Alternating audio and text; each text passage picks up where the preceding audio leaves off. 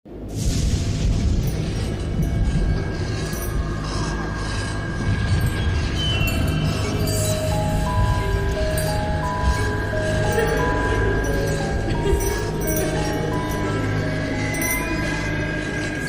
ini kita akan membahas mengenai KMP Tampomas II. KMP Tampomas II adalah kapal penumpang milik Pelni Pelayaran Nasional Indonesia yang mengalami sebuah musibah. KMP merupakan singkatan dari kapal motor penumpang. Kapal yang dinakodai oleh Kapten Abdul Rifai sedang menempuh perjalanan dari Jakarta menuju Sulawesi dan karam pada tanggal 27 Januari 1981. Bagaimana ceritanya? Tonton sampai habis ya. Sekarang kita masuk ke latar belakang. KMP Tampomas II yang semula bernama MV Great Emerald diproduksi tahun 1956 oleh Mitsubishi Heavy Industry di Shimonoseki, Jepang.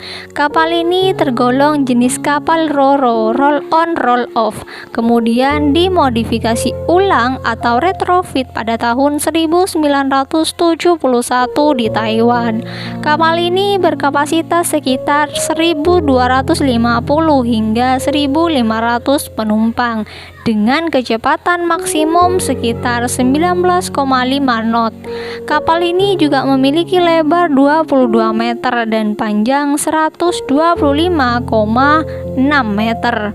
Kapal ini dibeli oleh PT PAN Pengembangan Armada Niaga Nasional dari pihak Jepang Komodo Marine seharga 8,3 juta. Kemudian PT Pelni Pelayaran Nasional Indonesia membeli secara mengangsur selama 10 tahun kepada PT PAN.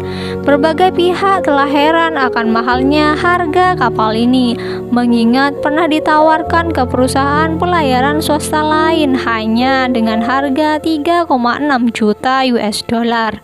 Berbagai pihak termasuk Jepang sendiri telah mengatakan kapal ini afkir karena telah berumur 25 tahun. Begitu dioperasikan, kapal penumpang ini langsung dipacu untuk melayani jalur Jakarta-Padang dan Jakarta Ujung Pandang yang memang padat pelayaran. Setiap selesai pelayaran, kapal ini hanya diberi waktu istirahat selama 4 jam dan harus siap untuk melayani pelayaran selanjutnya. Perbaikan dan juga perawatan rutin terhadap mesin dan perlengkapan kapal pun hanya dapat dilaksanakan sekadarnya saja. Padahal mengingat usianya yang sudah cukup tua, seharusnya kapal ini perlu mendapat perawatan yang jauh lebih baik. Namun di balik semua kejanggalan itu, pelayaran perdana Tampomas II dilakukan pada 2 Juni sampai dengan 13 Juni 1980. Rute yang ditempuh ialah Padang Jakarta, kemudian Jakarta Ujung Pandang. Pelayaran tersebut mengajak serta sejumlah wartawan dan juga anggota DPR. Pada pelayaran ini pun yang diikuti oleh beberapa anggota DPR, mereka sempat menyaksikan sendiri dan turut pula mempertanyakan perihal mesin yang sering mengalami kerusakan selama perjalanan. Anggota DPR dari fraksi PDIP, Ahmad Subagio, menyebutkan berbagai kejanggalan selama perjalanan, diantaranya kapal yang berputar-putar dalam radius yang sama, dikarenakan rusaknya salah satu knob otomatis pengatur mesin kapal, dan dibatalkannya acara show kapal karena matinya aliran listrik dalam waktu yang lama. Menurut seorang wartawan, 6 kali mesin kapal rusak selama dalam perjalanan.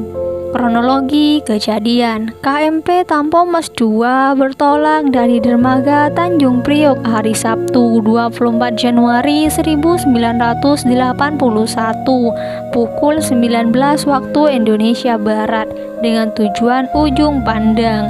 Perjalanan biasanya memakan waktu sekitar 2 hari 2 malam di atas laut, sehingga diperkirakan hari Senin 26 Januari 1981 pukul 10 waktu Indonesia Barat akan tiba.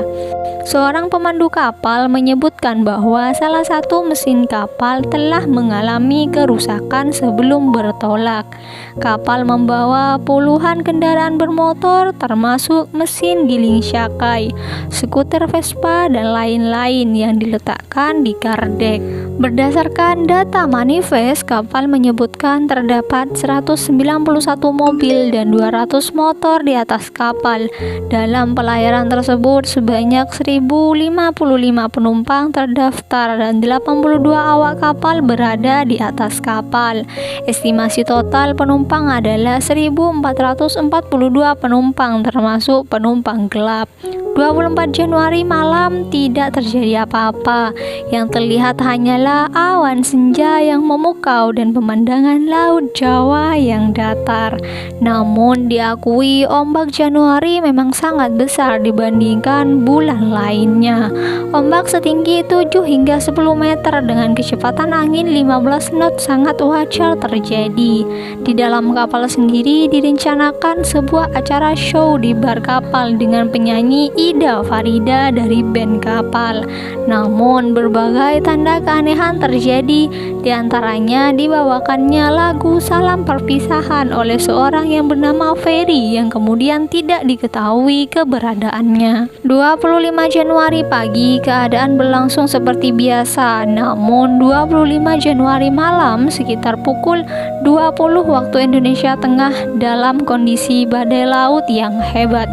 Beberapa bagian mesin mengalami kebocoran bahan bakar dan puntung rokok yang berasal dari ventilasi menyebabkan percikan api.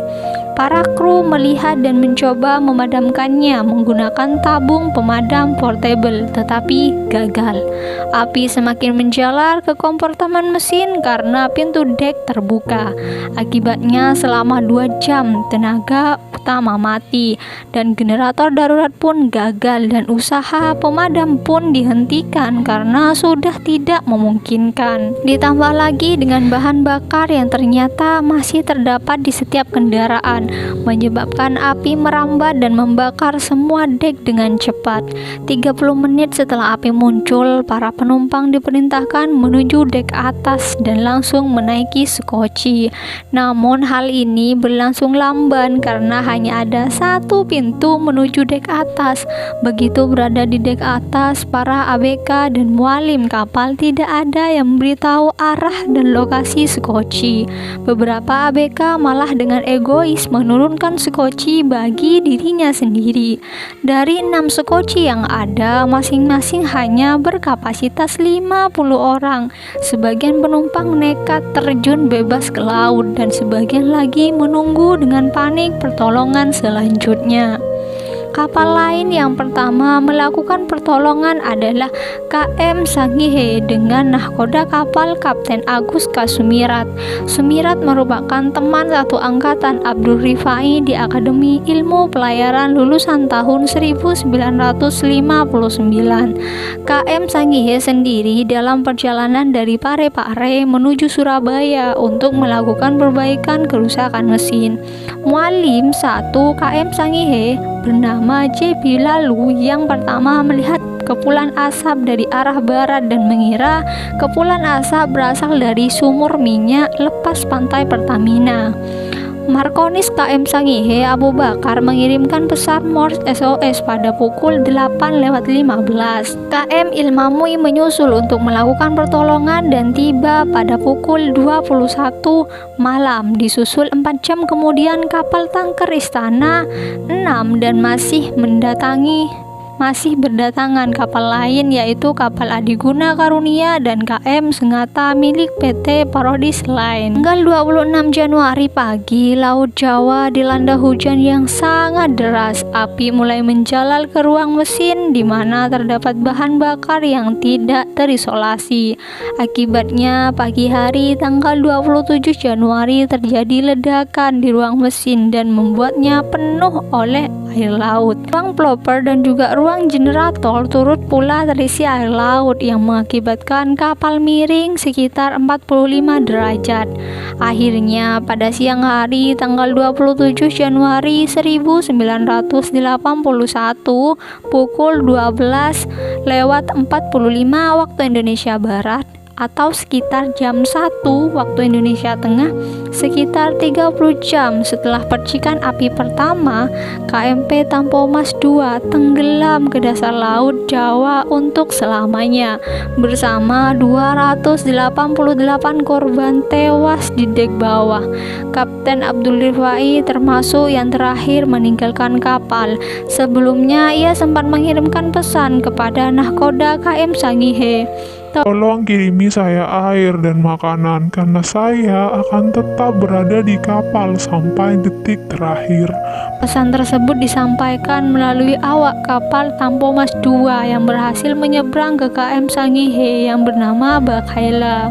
Tetapi permintaan tersebut tidak dapat dipenuhi oleh Agus Kasumirat, nahkoda KM Sangihe. Seluruh penumpang yang terdaftar berjumlah sekitar 1054 orang ditambah dengan 82 awak kapal. Namun diperkirakan keseluruhan berjumlah 1442 orang termasuk sejumlah penumpang gelap. Sebuah sumber menyebutkan angka taksiran tersebut jumlah penumpang gelap sekitar 300 orang. Tim penyelamat memperkirakan 431 orang tewas, 143 mayat ditemukan dan 288 orang hilang bersama kapal. Sementara 753 orang berhasil diselamatkan. Sumber lain juga menyebutkan bahwa angka korban yang jauh lebih besar hingga 666 orang. Dari catatan kapal tanker Istana 6 berhasil menyelamatkan 144 penumpang Tampomas dan juga 4 jenazah. Sementara KM Sangatta menyelamatkan 169 orang dan 2 jenazah. Kapal lain KM Sono tercatat menemukan 29 mayat termasuk mayat nahkoda KMP Tampomas II Kapten Abdul Rifai. Odang Kusdinar Markonis KM Tampomas II selamat. Ia ditemukan bersama 62 penumpang dalam sekoci di dekat Pulau Duang-Duang Besar, sekitar 240 km sebelah timur tempat Tampomas tenggelam pada hari Jumat 30 Januari 1981. Hasil penyelidikan, Menteri Perhubungan Rosmin Nurjadin dalam penjelasannya pada pers di kantor Departemen Perhubungan mengatakan tidak terjadi hal yang abnormal di ruang mesin. Kelalaian terjadi pada ruang geladak kendaraan, khususnya pada kendaraan roda 2 yang terletak di sebelah belakang. Karena guncangan gelombang laut yang cukup kuat memungkinkan untuk timbul percikan api dan juga menyebar. Masinis 3 Tampomas II, Wishardi Hamzah, mengatakan bahwa Tampomas II tidak memiliki sistem pendeteksi asap. Penyelidikan yang dipimpin oleh Jaksa Bob Rusli Effendi Nasution sebagai kepala tim perkara tidak memberikan hasil yang berarti, sebab semua kesalahan ditudingkan kepada para awak kapal.